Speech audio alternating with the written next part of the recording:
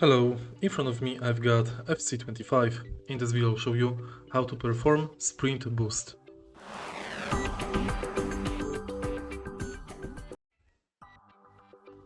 The sprint boost is very effective and simple trick. In order to perform it, make sure that your player is fast with high pace and then simply press L1 button and hold, and then release button and press R2. Thanks to this, you've got control of the ball, and you can quickly select direction where you want to run.